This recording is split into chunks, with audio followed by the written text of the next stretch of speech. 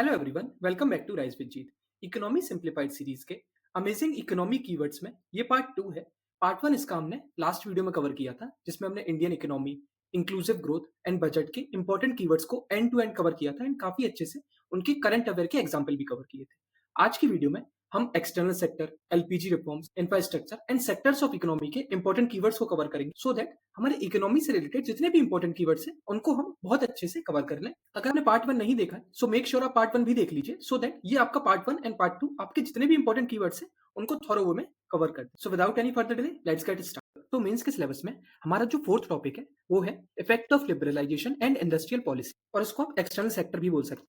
तो इसमें जो इंपॉर्टेंट कीवर्ड्स हैं हम उनको देख लेते हैं। तो इसमें जो सबसे पहला कीवर्ड है वो है टैरिफ एस्केलेशन, मतलब higher import duties on processed goods compare to raw material. इसका सिंपल सा मतलब ये होता है कि जो भी रॉ मटेरियल होता है उन पर आप कम, और प्रोसेस्ड गुड है जो फाइनल गुड है आप उन पर ज्यादा टैक्स लगा देते हो या फिर टैरिफ लगा देते हो, जिससे कोई भी वैल्यू एडेड मटेरियल आपकी कंट्री में या इकोनॉमी में नहीं है, सिर्फ और सिर्फ रॉ मटेरियल का ही इंपोर्ट हो। ठीक है, ये हो गया टैरिफ एस्केलेशन। फिर होता है ट्रेड डेफिसिट वाइडनिंग, मतलब when import of goods and services exceed the export leading to more money going out. इससे क्या होता है, बेसिकली जब भी किसी इकोनॉमी या कोई भी देश में इंपोर्ट एक्सपोर्ट से ज्यादा होने लगता है, तब आप बोलते हो कि ट्रेड डेफिसिट आपका वाइडन होने लगा है, वाइडनिंग होने लगा है। ठीक है, फॉर एग्जाम्पल इंडिया का ट्रेड डेफिसिट ऑयल में काफी ज्यादा होता है। ठीक है, तो ये आप एग्जाम्पल की तरह से कंसीडर कर सकते हैं। देन हमारा ट्विन डेफिसिट हाइपोथेसिस, काफी अच्छा कीवर्ड है ये भी, मतलब when fiscal and trade deficit दोनों एक साथ ही बढ़ने लगे, impacting the economic stability of a country.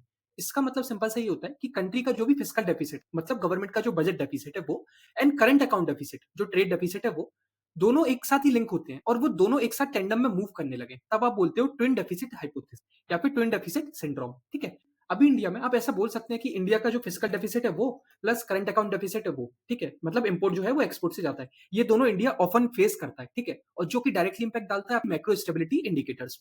Then हमारा फोर्थ कीवर्ड है फॉरेक्स रिजर्व एडुकेसी, मतलब sufficient forex reserve to cover the import external डेब्ट and guard against the shocks. इसका सिंपल सा मतलब यही है कि हमारे देश के पास एक इनफ फॉरेक्स रिजर्व होना चाहिए इमरजेंसी सिचुएशन को मेंटेन करने के लिए। ठीक है, कभी भी इमरजेंसी सिचुएशन अराइज होती है उससे फाइट करने के लिए।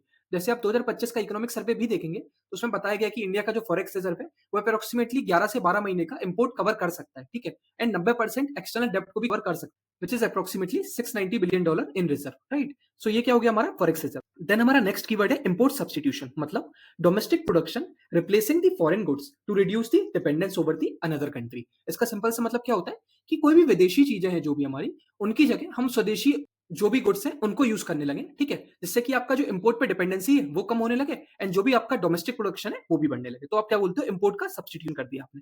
ठीक है, एंड इसी चीज को एड्रेस करने के लिए गवर्नमेंट का जो प्रोडक्शन लिंक्ड इंसेंटिव स्कीम है वो आया था। बेसिकली उससे आप क्या करोगे, जो भी आपका लोकल इलेक्ट्रॉनिक्स है उसकी मैन्युफैक्चरिंग बढ़ जाए, सो दैट कि आप इंपोर्ट मैन्युफैक्चर्ड गुड्स इलेक्ट्रॉनिक्स से रिलेटेड उनकी इंपोर्ट कम हो जाए, तब आप बोलते हो इंपोर्ट सब्स्टिट्यूशन। देन हमारा नेक्स्ट कीवर्ड है एक्सपोर्ट प्रमोशन, मतलब policies to boost export through the incentives या फिर मार्केट एक्सेस प्रोवाइड करने से। इसका सिंपल सा मतलब है एक्सपोर्ट बढ़ाने के लिए इंसेंटिव्स कोई देना गवर्नमेंट के द्वारा, या फिर मार्केट एक्सेस के रिलेटेड पॉलिसी लाना। जैसे कि रोड टैप स्कीम आपने सुना होगा, जिसमें जो एक्सपोर्टर्स होते हैं उनको गवर्नमेंट डायरेक्टली रिफंड प्रोवाइड करती है।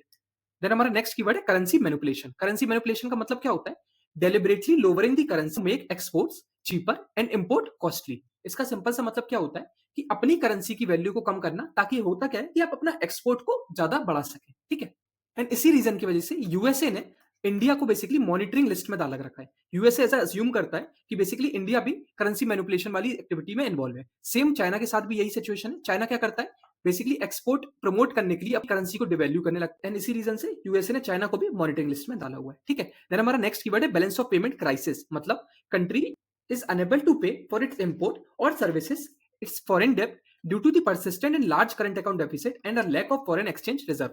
इसका मतलब क्या होता है सिंपली कि सीवियर इकोनॉमिक क्राइसिस वाली सिचुएशन में जब कोई भी देश कंसिस्टेंटली अगर करंट अकाउंट डेफिसिट फेस कर रहा है या फिर फॉरेक्स रिजर्व भी बहुत कम हो जाए, तब आपकी balance of payment crisis situation आ जाती है। आपको याद होगा 1991 में इंडिया की भी यही सिचुएशन थी, बेसिकली तब बोलते हैं balance of payment crisis. And इसी चीज को एड्रेस करने के लिए फिर गवर्नमेंट ने बेसिकली एलपीजी रिफॉर्म को लाया था। ठीक है, फिर हमारा नेक्स्ट कीवर्ड है एक्सपोर्ट प्रिपेयरनेस इंडेक्स, मतलब measures of states readiness to export goods and the service. ये बेसिकली एक तरीके से रैंकिंग है टू चेक दी स्टेट की एक्सपोर्ट रेडीनेस कितनी है उसको मेजर करने के लिए। नीति आयोग की बेसिकली 2025 की आप एक्सपोर्ट प्रिपेयरनेस इंडेक्स भी देख सकते हैं, जिसमें गुजरात की टॉप रैंकिंग आई थी for export ready state. Then हमारा नेक्स्ट कीवर्ड है सप्लाई साइड बॉटलनेक्स, मतलब क्या होता है कि कंस्ट्रेंट इन प्रोडक्शन कैपेसिटी और logistical hindering in economic growth. मतलब इसका काफ़ी सिंपल है कि प्रोडक्शन एंड ट्रांसपोर्टेशन में आने वाले कोई भी स्ट्रक्चरल या फिर लॉजिस्टिकल इश्यू अगर आते हैं, तब आप बोलते हो कि सप्लाई साइड बॉटलनेक्स आ रहे हैं, ठीक है? जिनसे आपकी महँगाई बढ़ती है, कोई भी आपका जो फाइनल गुड है उसके लिए, ठीक है? इवन ट्रांसपोर्टेशन या फिर ग्रोथ भी काफ़ी स्लो हो जाता है, ठीक है? पहले काफ़ी ज़्यादा चैलेंजेस आते थे पोर्ट कंजेशन के इश्यू के रिलेटेड, तब आप बोलते हो बेसिकली लैंड एक्विजिशन डिले हो गए, एनवायरमेंटल क्लियरेंसेस में 2 से 3 साल लग रहे हैं, तो ये सब क्या है? सप्लाई साइड बॉटलनेक्स हैं। गति शक्ति का इनिशिएटिव भी गवर्नमेंट इसलिए लाई थी to address the India's long standing supply chain, ठीक है? देन हमारा नेक्स्ट कीवर्ड है स्पेशल इकोनॉमिक जोन्स मतलब designated areas with relaxed regulation to promote the export and the investment. मतलब सिंपल सा इसका यही है कि ऐसे ज्योग्राफिकली डिलिमिटेड रीजन्स जिसमें एक लिबरल पॉलिसीज इकोनॉमिक लॉज जो है वो बहुत ही लिबरल लेवल पर हो, ठीक है, with respect to rest of the country. मतलब आपका पूरा भारत है और यहाँ पर आप देखोगे जैसे कि गुजरात में काफी सारी सिटीज हैं जो स्पेशल इकोनॉमिक जोन्स में आती हैं, तो ये क्या रिप्रेजेंट करता है कि उन पर्टिकुलर सिटीज में आपके रिलैक्स्ड इकोनॉमिक लॉज होंगे, ठीक है, in order to attract the foreign investment and promote export. Then हमारा नेक्स्ट कीवर्ड है ग्लोबल इंटीग्रेशन मतलब economies interconnectedness with the world market and the production chains. इसका सिंपल सा मतलब क्या होता है कि दुनिया की इकोनॉमी के साथ हमारे भारत की कनेक्टिविटी कितनी ज्यादा है एंड कितनी रोबोस्ट। देन हमारा नेक्स्ट कीवर्ड है एक्सपोर्ट लेड ग्रोथ या फिर एक्सपोर्ट ओरिएंटेड ग्रोथ स्ट्रेटेजी मतलब economic development driven by external demand for the domestic products. Simple इसका मतलब यही है कि एक तरीके से ऐसी इकोनॉमिक स्ट्रेटेजी जिसमें कंट्री की जो ग्रोथ है वो प्राइमरली ड्रिवन किससे हो रही है? एक्सपोर्ट से, ठीक है, टू द ग्लोबल मार्केट। आपने देखा होगा चाइना, वियतनाम, ये जितनी भी कंट्री अभी के सिनेरियो में एक्सपोर्ट लेड ग्रोथ स्ट्रेटेजी को अडॉप्ट कर रही हैं। देन हमारा नेक्स्ट कीवर्ड है वर्चुअस इकोनॉमिक साइकिल मतलब self reinforcing positive loop growth drives investment job further growth. इसको आप ऐसे समझ सकते हैं बेसिकली आपके पास लेट से इन्वेस्टमेंट आता है, अब इन्वेस्टमेंट आए तो आपकी जो भी प्रोडक्टिविटी है वो बढ़ेगी, ठीक है, प्रोडक्टिविटी बढ़ेगी तो क्या होगा? आपका ग्रोथ चेन बढ़ेगा, तो ग्रोथ बढ़ेगा तो फिर से क्या आएगा? आपका इन्वेस्टमेंट आएगा। तो ये एक तरीके से क्या है? वर्चुअस इकोनॉमिक साइकिल है, ठीक है, जिससे क्या होता है आपकी इकोनॉमी में लेट से अगर फॉरेन डायरेक्ट इन्वेस्टमेंट आ रहा है तो फॉरेन डायरेक्ट इन्वेस्टमेंट से क्या होगा? आपका टेक्नोलॉजी ट्रांसफर बढ़ने लगेगा, ठीक है, इससे क्या होगा? प्रोडक्टिविटी बढ़ेगी, कॉम्पिटिटिवनेस बढ़ेगी, एफडीआई ज्यादा आएगा। तो ये एक तरीके से क्या हो गया? एक वर्चुअस साइकिल हो गई, ठीक है। उसके बाद हमारा नेक्स्ट कीवर्ड है डाइवर्सिफिकेशन ऑफ द एक्सपोर्ट मतलब expanding variety of products and markets for the export. India अभी करंटली ये बहुत बड़ा क्राइसिस फेस कर रहा है कि जो एक्सपोर्ट के जो प्रोडक्ट्स हैं वो बहुत लिमिटेड है इंडिया के पास, एंड इसलिए बार बार रिकमेंडेशन आती है इकोनॉमिक सर्वे में कि डाइवर्सिफिकेशन करना होगा हमारे प्रोडक्ट्स का एंड मार्केट का फॉर एक्सपोर्ट। ये बहुत अच्छा आप मेंस में इसको सजेशन में डाल सकते हैं diversification of export as a keyword. Economic survey बार बार यही बोलता है कि आपको बियॉन्ड आईटी सोचना होगा, फार्मास्यूटिकल्स, टेक्सटाइल, इंजीनियर्ड गुड, इन सब पर भी फोकस करना पड़ेगा, ठीक है। देन हमारा नेक्स्ट कीवर्ड है चाइना प्लस वन स्ट्रेटेजी मतलब company setting up manufacturing in India और other countries to avoid over dependence on the China. ये अच्छा कीवर्ड है, आप डायरेक्टली इसको यूज कर सकते हैं कि चाइना के अलावा दूसरे देशों में अपना ऑप्शन ढूंढना मैन्युफैक्चरिंग के लिए। एंड इसलिए आपने एप्पल का जो आईफोन असेंबली इन इंडिया का कंसेप्ट चल रहा है वो $22 बिलियन का अप्रोक्सीमेटली है। उसके बाद सैमसंग हो गया, फॉक्सकॉन हो गया, ये जितने भी मल्टीनेशनल कंपनीज हैं वो तमिलनाडु में हो गया, यूपी में हो गया, ये सब अपने चाइना प्लस वन स्ट्रेटेजी को अडॉप्ट कर रहे हैं। देन हमारा लास्ट कीवर्ड है एक्सपोर्ट सेक्टर में मिटी वी स्ट्रेटेजी मतलब एक एक्रोनिम आया था Malaysia, Indonesia, Thailand and India and Vietnam, MITI MITI and V competitors challenging the China's hegemonic presence in the global manufacturing. बहुत अच्छा कीवर्ड, आप इसको डायरेक्टली आईआर में भी यूज कर सकते हैं। ये 5 देश चाइना की जो हेजेमनी है मैन्युफैक्चरिंग से रिलेटेड उसको तोड़ने के लिए लाई गई थी, ठीक है। तो ये हमारे एक्सटर्नल सेक्टर से रिलेटेड जितने भी इंपॉर्टेंट कीवर्ड्स हैं हमने उनको कर लिए। अब हम इसी सिलेबस में बेसिकली जो इंडस्ट्रियल पॉलिसी से रिलेटेड इंपॉर्टेंट कीवर्ड है एलपीजी से रिलेटेड हम उनको कर लेते हैं। इसको मैंने सेपरेटली डाला है सो दैट आपको डायरेक्टली ये कीवर्ड्स आप इस पर्टिकुलर क्वेश्चंस में यूज कर पाए, ठीक है। तो एलपीजी रिफॉर्म्स में जो हमारा सबसे पहला इंपॉर्टेंट कीवर्ड है वो है एफडीआई इनफ्लोज पोस्ट रिफॉर्म मतलब increased foreign direct investment following the liberalisation policies. इसका सिंपल सा मतलब नाम से ही क्लियर हो रहा है, डायरेक्टली कीवर्ड यूज कर सकते हैं कि एफडीआई का इनफ्लो बढ़ गया है इंडिया में पोस्ट रिफॉर्म्स। देन हमारा नेक्स्ट कीवर्ड है डीरेगुलेशन मेजर्स मतलब reducing and removing the government rules to make business easier, ठीक है, नाम से ही क्लियर हो रहा है ये भी कि डीरेगुलेशन मेजर्स कौन कौन से लिए गए सो दैट कि हमारा जो ईज ऑफ डूइंग बिजनेस है वो अच्छे से अच्छा हो पाए। जैसे कि न्यू इंडस्ट्रियल पॉलिसी हो गया, ठीक है, जिससे कि पेपर वर्क रिड्यूस हो रहा है हमारे स्टार्टअप्स के लिए, सिंगल विंडो क्लियरेंस प्रोवाइड कर रहे हैं हम, जितने भी कॉम्प्लिकेटेड कंप्लाइंसेस थे उन सबको हम रिमूव कर रहे हैं। तो ये सब किसके लिए किया जा रहा है? बेसिकली सो दैट कि हमारे जो स्टार्टअप्स हैं उनको हम सिंगल विंडो क्लियरेंसेस प्रोवाइड कर पाए। देन हमारा नेक्स्ट है डी लाइसेंसिंग प्रोसेसेस और इंडस्ट्रियल डी लाइसेंसिंग मतलब scrapping the industrial licence for most of the industries to encourage the business. मतलब पहले जो इंडस्ट्रियल लाइसेंसिंग की रिक्वायरमेंट होती थी अब उसको ही थोड़ा हम स्ट्रीमलाइन कर रहे हैं, ठीक है, सिंगल विंडो क्लियरेंस प्रोवाइड कर रहे हैं। तो ये क्या है? बेसिकली डी लाइसेंसिंग प्रोसेसेस है, ठीक है। देन हमारा नेक्स्ट कीवर्ड है कैपिटल मार्केट डीपनिंग मतलब expanding and strengthening of the financial market to support the economic growth. इसका सिंपल सा मतलब यही है कि एक ऐसी प्रोसेस जिसमें आपका जो कंट्री का फाइनेंशियल मार्केट है, ठीक है, आप कैपिटल मार्केट या फिर शेयर मार्केट भी समझ सकते हैं, वो शेयर मार्केट की जो प्रोसेस उसकी जो रीच है वो बेसिकली आप और वाइडन कर रहे हो, ठीक है, जिससे कि आपका क्या होगा? आप अपनी कंपनीज के लिए better access to capital provide कर सकेंगे, more efficient allocation of the resources होगा, सो दैट आपका जो कैपिटल मार्केट है वो भी और क्या हो, डीपन हो, ठीक है, ज्यादा से ज्यादा लोगों तक पहुंच पाए। मतलब आपको पता होगा 2022, 23, 24, 25 के अराउंड आईपीओ बहुत ज्यादा इशू होने लगे, ठीक है, पेटीएम का जैसे आपने एग्जांपल सुना होगा, एफपीओ बहुत ज्यादा इशू होने लगे। तो ये क्या रिप्रेजेंट कर रहा है, कैपिटल मार्केट का deepening. Even 14 crore approximately demat accounts exist करते हैं। डीमेट अकाउंट का मतलब है कि ट्रेडिंग अकाउंट जो आपका होता है, तो वो अराउंड 14 करोड़ एग्जिस्ट करते हैं। ये और बढ़ता जा रहा है, क्यों? क्योंकि हमारा कैपिटल मार्केट और डीपन होता जा रहा है, ठीक है, डेमोक्रेटाइज हो रहा है, बहुत लोगों के पास पहुंच रहा है। फिर हमारा नेक्स्ट कीवर्ड है इकोनॉमिक लिबरलाइजेशन, मतलब shift from the state control to market driven economy. Simple सा कीवर्ड है, इसका मतलब यही होता है कि मार्केट ओरिएंटेड आप रिफॉर्म लो एंड गवर्नमेंट का जो कंट्रोल है वो कम से कम हो पाए, एंड उसके अकॉर्डिंग ही आप अपनी पॉलिसी में शिफ्ट करें, सो दैट कि आपका जो इकोनॉमी है वो और लिबरलाइज हो पाए, ठीक है। फिर हमारा नेक्स्ट कीवर्ड है ease of doing business initiatives, मतलब measures to simplify process, improving ranking for business friendliness for the companies. इसका सिंपल सा मतलब यही होता है, हमें नाम से भी समझ में आ रहा है कि आप ऐसी स्टेप्स लें, ऐसी पॉलिसीज लाएं, ऐसे प्रोसेस एस्टेब्लिश करें, सो दैट आपकी जो ईज ऑफ डूइंग बिजनेसेस है ना पर्टिकुलर कंट्री, वो ज्यादा से ज्यादा बढ़ पाए, ठीक। देन हमारा नेक्स्ट कीवर्ड है अर्बनाइजेशन ड्रिवन बाय इंडस्ट्री, मतलब urban growth fuelled by industrial expansion and job opportunities also leading migration. इसको आसान भाषा में अगर समझ रहे हैं, इसका सिंपल सा मतलब यही है कि इंडस्ट्री अगर किसी जगह पर आ जाती है तो इससे क्या होगा, आपका जो जॉब है वहां पर वो बढ़ेंगे, ग्रोथ बढ़ेगी। रूरल से अर्बन का जो माइग्रेशन होता है, ठीक है, आपके गांव से कोई मान लो बड़ी सिटी जैसे गुड़गांव हो गया, वहां पर क्या हो रहा है, माइग्रेशन हो रहा है। Urbanisation driven by industries will lead to migration also. तो ये basically urbanisation driven by industries है, आप उसको डायरेक्ट यूज कर सकते हैं। फिर हमारा नेक्स्ट कीवर्ड है एक्सपोर्ट कॉम्पिटिटिवनेस इंडेक्स, मतलब index measuring the country's ability to compete in exports globally. इसका सिंपल सा मतलब यही है कि ग्लोबल एक्सपोर्ट मार्केट में compete करने की एबिलिटी कोई भी पर्टिकुलर कंट्री की कैसी है और उसकी रैंकिंग अकॉर्डिंगली। जैसे इंडिया की अप्रोक्सीमेटली 44th रैंकिंग है ग्लोबली, तो ये क्या रिप्रेजेंट कर रहा है कि इंडिया में लॉजिस्टिक कॉस्ट है वो बहुत ज्यादा है, अप्रोक्सीमेटली 13 से 14% है, with respect to what, global जो एवरेज है लॉजिस्टिक्स कॉस्ट का अप्रोक्सीमेटली 8% है। तो ये क्या रिप्रेजेंट कर रहा है कि कॉम्पिटिटिवनेस कितनी ज्यादा या फिर कम है एक पर्टिकुलर कंट्री में। देन हमारा नेक्स्ट कीवर्ड है एक्सटर्नल कमर्शियल बोरोइंग, ईसीबी। आपने ये पढ़ा भी होगा प्रीलिम्स के लिए भी, कि loan raised by India from the foreign market to fund its operations. Simple सा इसका मतलब यही है कि कोई भी विदेशी मार्केट से फर्म्स के लिए उधार लेना ऑपरेशंस को स्मूथली चलाने के लिए, तो इसको आप क्या बोलोगे, एक्सटर्नल कॉमर्शियल बोरोइंग, ठीक है। फिर हमारा नेक्स्ट कीवर्ड है सेकंड जनरेशन रिफॉर्म। ये बहुत इंपॉर्टेंट है, आप इसको पक्का यूज करके आइए एक्सटर्नल सेक्टर या फिर एलपीजी रिफॉर्म्स आंसर करते टाइम। इसका मतलब सिंपल से ये होता है कि ऐसे economic reforms that focus on the more difficult structural issues, जैसे कि लेबर लॉज हो गया, लैंड एक्विजिशन हो गया, जुडिशियल रिफॉर्म्स हो गए, following the first generation reforms of 1991। मतलब 1991 में आपके जो इंपॉर्टेंट आपने एलपीजी रिफॉर्म लिए थे, उसके बाद अब जो रिफॉर्म्स है, जो नए रिफॉर्म्स है, जैसे लैंड हो गया, लेबर हो गया, फाइनेंस से रिलेटेड हो गया, जैसे कि इंसॉल्वेंसी बैंक्रप्सी कोड आया, ठीक है, फार्म रिफॉर्म्स हो गए, तो ये सब क्या रिप्रेजेंट कर रहा है, बेसिकली सेकंड जनरेशन रिफॉर्म्स। हमारा नेक्स्ट कीवर्ड है प्रोटेक्शनिस्ट पॉलिसीज, मतलब policies like tariff, quotas to shield domestic industries from the foreign competition, ठीक है। इसका सिंपल सा मतलब क्या होता है कि कोई भी कंट्री के जो भी लोकल इंडस्ट्रीज है, ठीक है, लोकल प्लेयर्स है, लोकल फैक्ट्रीज है, उनको बचाने के लिए आप इंपोर्ट जो बाहर से आ रहा है उस पर ऑब्स्टिकल्स लगा दें, ठीक है, जैसे टैरिफ लगा दिया, कोई भी बैरियर्स लगा दिए, तब बेसिकली क्या होता है, आप प्रोटेक्शनिस्ट पॉलिसी को अडॉप्ट कर रहे हैं, ठीक है। आप बेसिकली एक तरीके से प्रोटेक्ट कर रहे हैं अपनी लोकल इंडस्ट्रीज को from the import from the external countries, ठीक है। देन हमारा नेक्स्ट कीवर्ड है from British Raj to billionaire raj, मतलब a critical phrase used to describe the perception that the potential control of the British Empire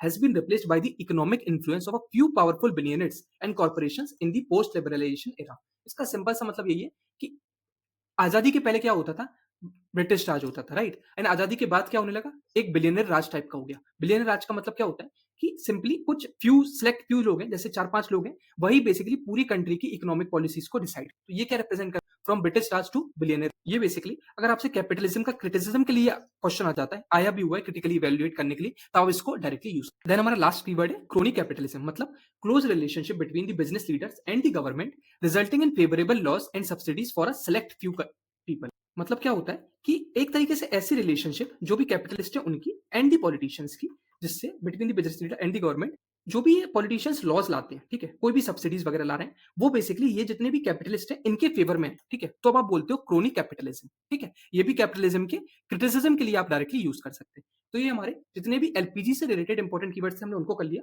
अब हम infrastructure से related important keywords देख लेते हैं। नेक्स्ट थीम हमारा है इंफ्रास्ट्रक्चर। इंफ्रास्ट्रक्चर में बेसिकली एनर्जी हो गया, ट्रांसपोर्टेशन हो गया एंड डिजिटल इंफ्रास्ट्रक्चर, ये सब कुछ हम कवर करते हैं, इससे इंपॉर्टेंट रिलेटेड कीवर्ड्स को कवर करते हैं। तो इसमें जो सबसे पहला कीवर्ड है वो है इंडस्ट्रियल कॉरिडोर इंटीग्रेशन, मतलब linking industrial corridor to boost manufacturing and the logistics connectivity. मतलब डायरेक्टली समझ में आ रहा है कि इंडस्ट्रियल कॉरिडोर्स को जोड़ना, जिससे कि मैन्युफैक्चरिंग और लॉजिस्टिक्स में और ज़्यादा बूस्ट हो पाए। जैसे कि Delhi Mumbai industrial corridor DMIC आपने सुना होगा, जिसको डायरेक्टली जो बेसिकली डेडिकेटेड फ्रिज कॉरिडोर्स है उनसे डायरेक्टली लिंक किया गया, ठीक है? जिससे आपका जो भी ट्रक्स वगैरह हैं उनका मूवमेंट और अच्छे से हो पाए। देन हमारा नेक्स्ट कीवर्ड है warehousing and the logistics hubs, मतलब specialised zones for products storage and the fast movement across India. मतलब सिंपल सा ये है कि स्टोरेज ऑफ गुड्स को ट्रांसपोर्टेशन के लिए एक सेंट्रल हब्स बनते हैं, जिससे कि आपकी जो सप्लाई चेन है और ज़्यादा एफिशिएंट हो पाए एंड आपका जो स्टोरेज है वो और अच्छे से हो पाए, ठीक है? एंड इसी के लिए बेसिकली नेशनल लॉजिस्टिक्स पॉलिसी आया था, ठीक है, गवर्नमेंट के द्वारा, जिसमें around 50 new warehouses hubs को एस्टेब्लिश करने की बात रखी गई थी। फिर हमारा नेक्स्ट कीवर्ड है पावर जनरेशन मिक्स, मतलब combination of renewable and non renewable resources for electricity production. बिजली बनाने के लिए renewable and non renewable resources का एक kind of a power mixture, so that कि आप कंप्लीटली एक पर्टिकुलर टेक्नोलॉजी पर रिलाई नहीं करें। फिर हमारा नेक्स्ट इनलैंड वाटरवेज रिवाइवल, मतलब revitalising the reverse and the canals for cost effective transportation, मतलब नदियों और कैनाल्स को ट्रांसपोर्टेशन के लिए उसे यूज करना, उसका और रिवाइवल करना, ठीक है? जैसे कि जल मार्ग विकास प्रोजेक्ट आया था गंगा रिवर पर, ये एक प्राइम एग्जांपल है गवर्नमेंट के एफर्ट का to revive the inland waterways, किसके लिए? कॉमर्शियल कार्गो मूवमेंट्स कराने के लिए, ठीक है? देन हमारा नेक्स्ट कीवर्ड है एयरपोर्ट मॉडर्नाइजेशन, मतलब upgrading the airport infrastructure for better connectivity and the efficiency.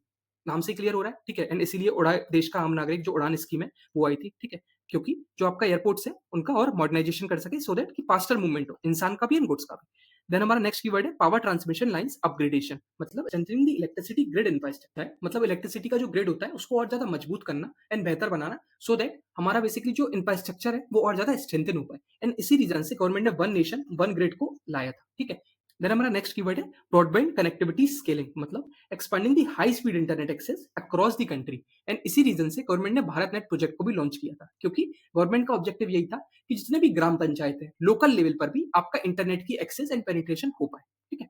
Then हमारा नेक्स्ट कीवर्ड है smart metering system. Smart metering system का मतलब होता है automated meters for real time electricity usage traceability, मतलब इसका सिंपल सा ये होता है कि आप जो भी बिजली का यूज कर रहे हैं आप उसको रियल टाइम बेसिस पर ट्रैक कर सके एंड आपका जो मीटर हो वो ऑटोमेटेड मीटर हो। ये आपने मान लीजिए 10 रुपए की इलेक्ट्रिसिटी खरीद ली, 20 रुपए की खरीद ली, गुड़गांव वगैरह में ये सब होता भी है, तो ये क्या रिप्रेजेंट कर रहा है? Smart metering system. देन हमारा नेक्स्ट कीवर्ड है इलेक्ट्रिक व्हीकल चार्जिंग इंफ्रास्ट्रक्चर। इसका मतलब यही होता है कि wide spread network of accessible chargers for electric vehicles.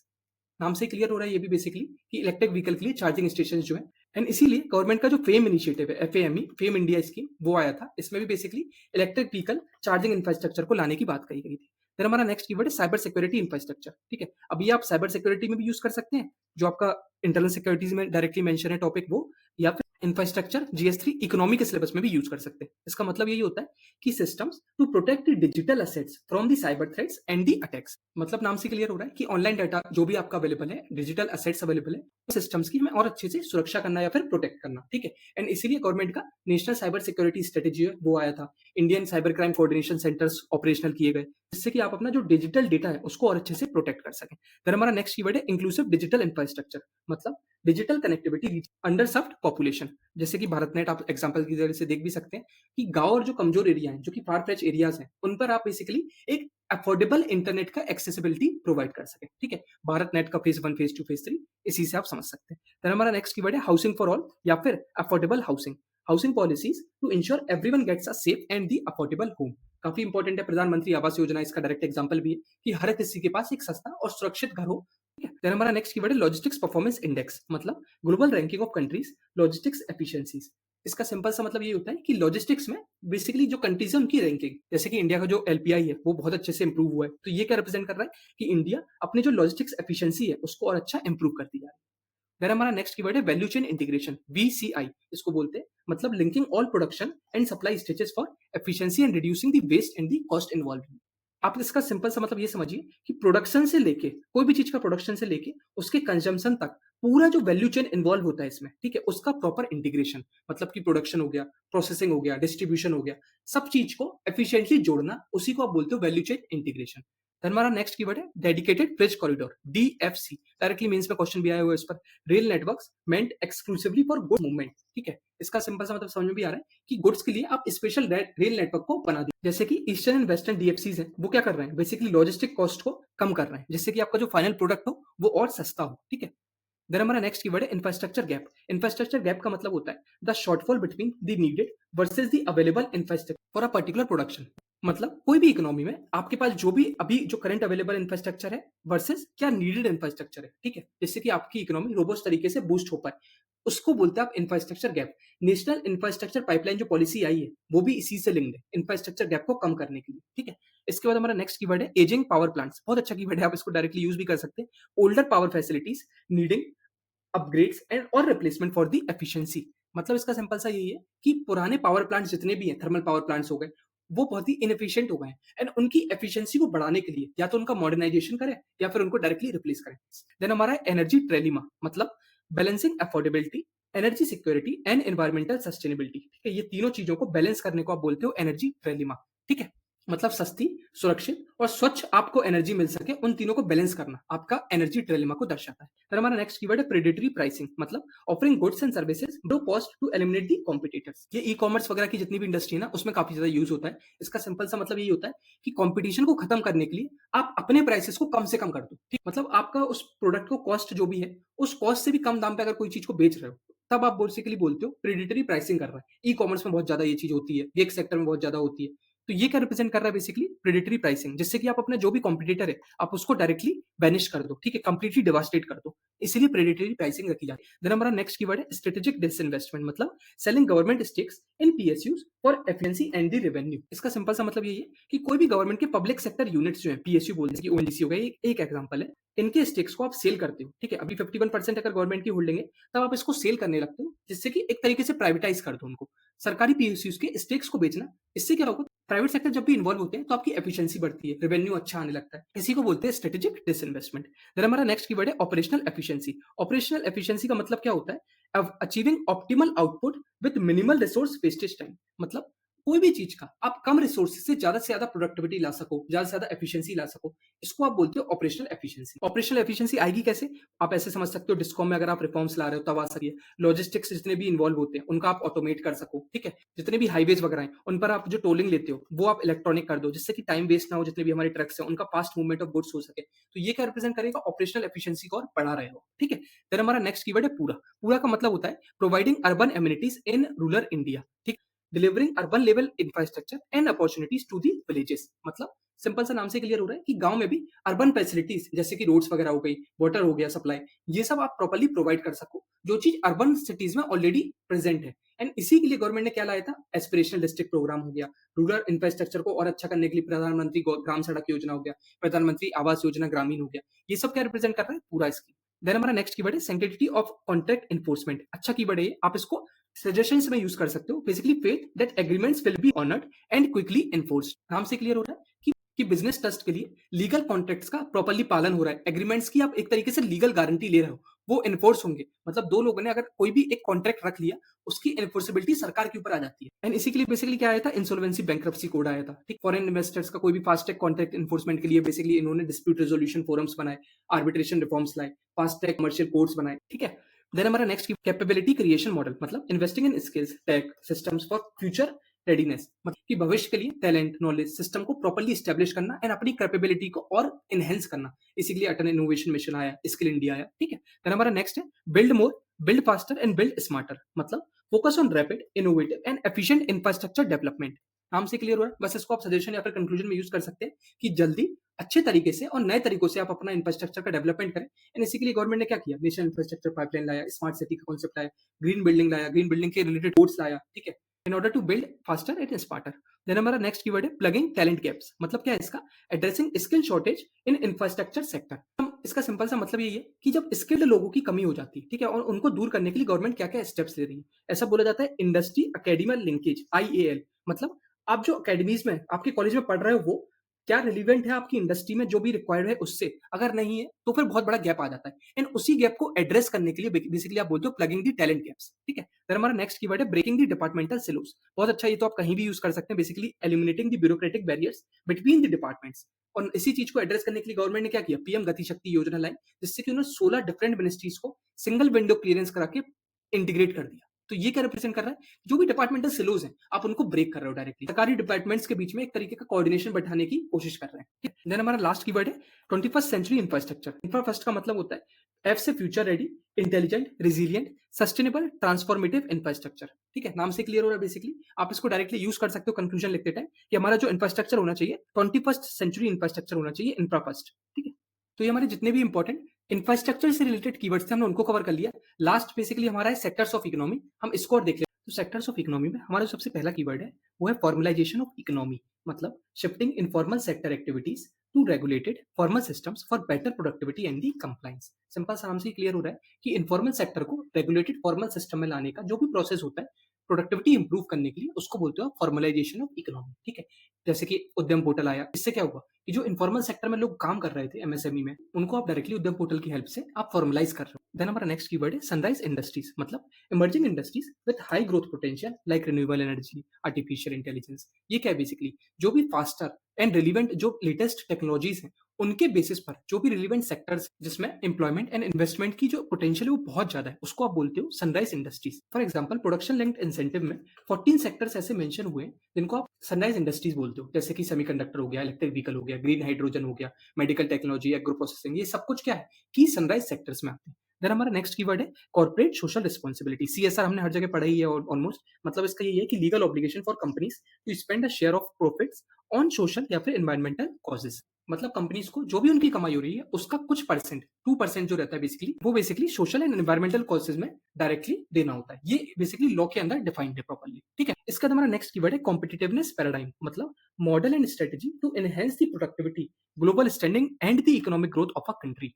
Simple सा मतलब इसका ये है कि भारत की जो ग्लोबल पोजीशनिंग है, ठीक है, एंड प्रोडक्टिविटी को फर्दर एनहेंस करने के लिए जो भी आपका विजन है एंड उसके करस्पॉन्डिंग जो भी आप स्टेप्स ले रहे हैं, उसको आप बोलते हो कॉम्पिटिटिवनेस पैराडाइम। जैसे कि प्रोडक्शन लिंक्ड इंसेंटिव स्कीम आई, तो ये क्या रिप्रेजेंट कर रहा है, इंडिया की कॉम्पिटिटिवनेस इन दी इलेक्ट्रॉनिक मैन्युफैक्चरिंग फर्दर आप एनहेंस कर रहे हो और अच्छा कर रहे हो।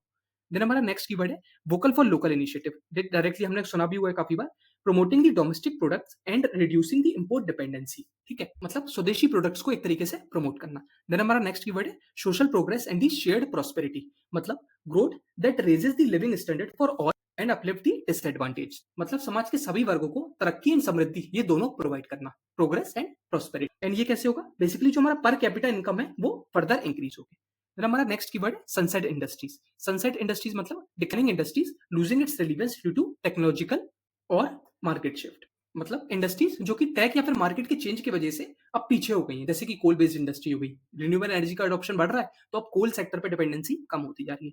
फिर हमारा नेक्स्ट कीवर्ड है from credit worthy MSME to MSME worthy banks, मतलब shifting focus to make banks more accessible and tailor to MSME financial needs. आप इसको डायरेक्टली कंक्लूजन में भी यूज कर सकते हैं कि बैंक्स को एमएसएमई की फाइनेंसिंग नीड्स जो है उसके हिसाब से मॉडिफाई करना है, ठीक है, एंड उनके लिए एक्सेसिबल बनाना है। एंड इसलिए आपको आपने सुना भी होगा जो प्रायोरिटी सेक्टर लेंडिंग होता है, इसमें प्रॉपर्ली कुछ परसेंटेज डायरेक्टली एमएसएमई को बैंक को लोन देना कंपलसरी है। ठीक है, ये गवर्नमेंट की स्कीम थी। देन हमारा नेक्स्ट कीवर्ड है MSME silent engine of growth. आप इसको भी डायरेक्टली इंट्रोडक्शन में भी यूज कर सकते हैं कि एमएसएमईज आर की drivers of economic growth through the job creation and innovation. क्योंकि एमएसएमई क्या करते हैं, अप्रोक्सीमेटली 30% ऑफ इंडिया के जीडीपी में कंट्रीब्यूट करते हैं, 48% एक्सपोर्ट में कंट्रीब्यूट करते हैं। फिर आप एम्प्लॉयमेंट देखेंगे तो अप्रोक्सीमेटली 11 से 12 करोड़ एम्प्लॉयमेंट भी जनरेट करते हैं। So what MSME really are, basically they are the silent engine of our growth. Then हमारा नेक्स्ट कीवर्ड है इंडियाज डेकेड। डेकेड का मतलब होता है वो डेकेड जो कि पावर्ड है इम्पैक्ट ऑफ टेक्नोलॉजी के बेसिस पर, एंड इसी को आप इंडिया से लिंक करते हो तो बोलोगे आप इंडियाज डेकेड, मतलब एक ऐसा decade which is driven by transformative technology, ठीक है, and which will directly impact the economic growth. Then हमारा नेक्स्ट कीवर्ड है डिजिटल मैन्युफैक्चरिंग। अच्छा कीवर्ड है ये भी, use of digital technologies like IoT हो गया, internet of things, artificial intelligence to enhance manufacturing efficiency. मतलब इसका सिंपल से ये कि आईओटी या फिर एआई जैसे डिजिटल टेक्नोलॉजी की हेल्प से आप अपनी मैन्युफैक्चरिंग में फर्दर आप और एफिशिएंसी ला पा रहे हैं, तब आप बोलते हो digital manufacturing. And green manufacturing भी इससे लिंक्ड है, basically sustainable manufacturing practices which reduce the environmental impact. मतलब कि एनवायरमेंट पे कम से कम असर देने वाली सस्टेनेबल मैन्युफैक्चरिंग हो, ऐसी प्रैक्टिसेस को आप बोलोगे ग्रीन मैन्युफैक्चरिंग। फिर हमारा नेक्स्ट कीवर्ड है सर्विस सेक्टर डोमिनेंस, मतलब growth contribution of services like information technology and finance to the economic growth of India. मतलब सिंपल सा इसका यही है कि आईटी और फाइनेंस जैसे सर्विसेज जो कि इकोनॉमी में डायरेक्टली कंट्रीब्यूट कर रहे हैं एंड जो जीडीपी है उस पर कंट्रीब्यूट कर रहे हैं, आप इसको क्या बोलोगे, सर्विस सेक्टर का डोमिनेंस हो रहा है बेसिकली। देन हमारा नेक्स्ट कीवर्ड है स्टार्टअप इकोसिस्टम, मतलब environment supporting the new businesses through funding and the innovation for startup growth. इसको आप क्या बोलोगे, स्टार्टअप इकोसिस्टम, मतलब नए बिजनेस के लिए जो भी इन्वायरमेंट रिक्वायर है सो दैट कि वो और से ज्यादा इनोवेटिव हो सके, उसको क्या बोलोगे, स्टार्टअप इकोसिस्टम। एंड ये स्टार्टअप इकोसिस्टम अगर इंडिया में प्रोवाइड हो रहा है, इसलिए बेसिकली क्या हो रहा है, इंडिया का जो स्टार्टअप इकोसिस्टम है वो फर्दर बढ़ता जा रहा है। अप्रोक्सीमेटली 2025 में भी 1.2 लाख स्टार्टअप्स इंडिया में ऑलरेडी एक्सिस्ट करते हैं। ये क्या रिप्रेजेंट कर रहा है कि हमारा स्टार्टअप इकोसिस्टम काफी ज्यादा रोबूस्ट है। ठीक है, देन हमारा नेक्स्ट कीवर्ड मैन्युफैक्चरिंग रेनेसेंस, मतलब revival and modernisation of industrial production. काफी अच्छा वर्ड है रेनेसेंस, हम अलग से पढ़ते भी हैं। इसी को आप मैन्युफैक्चरिंग से लिंक कर दीजिए तो आप बोलोगे मैन्युफैक्चरिंग रेनेसेंस, मतलब कि मैन्युफैक्चरिंग इंडस्ट्री में एक तरीके की नई शुरुआत। क्योंकि मैन्युफैक्चरिंग अभी आप देखोगे तो बहुत कम कंट्रीब्यूशन है उसका जीडीपी में, और गवर्नमेंट का अप्रोच भी यही है कि प्रोडक्शन लिंक्ड इंसेंटिव की हेल्प से आप मैन्युफैक्चरिंग इंडस्ट्रीज का जो जीडीपी में कंट्रीब्यूशन है आप वो फर्दर बढ़ा सको। ठीक है, फिर हमारा नेक्स्ट कीवर्ड है इंडस्ट्रियल सिम्बोसिस, मतलब ऐसी industries sharing the resources to reduce the waste and the cost. मतलब कि कोई इंडस्ट्री का जो भी आउटपुट आ रहा है उस आउटपुट के आने के टाइम पर कोई भी इनपुट रहा होगा और कुछ वेस्ट जनरेट हुआ होगा, तो ये वेस्ट अगर कोई दूसरी इंडस्ट्री में एज इनपुट यूज अगर हो पा रहा है तब आप बोलते हो इन दोनों इंडस्ट्रीज में बेसिकली सिम्बोसिस एग्जिस्ट करती है, सिम्बायोटिक रिलेशन एग्जिस्ट करती है। एक इंडस्ट्री का एक दूसरी इंडस्ट्री के लिए रिसोर्स शेयर करना, एंड इसी के लिए गवर्नमेंट क्या करती है, इंडस्ट्रियल क्लस्टर्स बनाती है जिससे कि वो अपनी यूटिलिटीज को शेयर कर पाए। फिर हम एंड हमारा लास्ट कीवर्ड है टेक्नोलॉजी लीपफ्रॉगिंग, मतलब skipping the traditional development stages using the advanced technologies. बहुत अच्छा कीवर्ड है ये भी।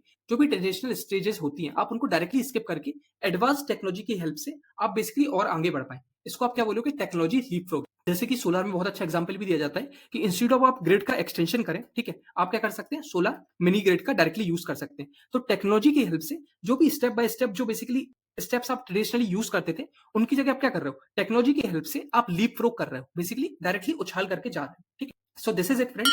ये complete video part 1 and part 2 आपके इंडियन इकोनॉमी के इंपॉर्टेंट कीवर्ड्स के फर्दर वैल्यू एनहेंसमेंट में बहुत ज्यादा हेल्प करेगा। अगर आपको वीडियो पसंद है तो do let me know in the comment section. Polity simplified series भी आप देख सकते हैं अगर आपने अभी तक नहीं देखी है। मिलते हैं बहुत जल्दी नेक्स्ट वीडियो में, तब तक के लिए पढ़ते रहिए। एंड अगर आपको कोई भी चैलेंज आ रहा है आपकी प्रिपरेशन में तो मुझे कमेंट सेक्शन में जरूर बताएं। Thank you.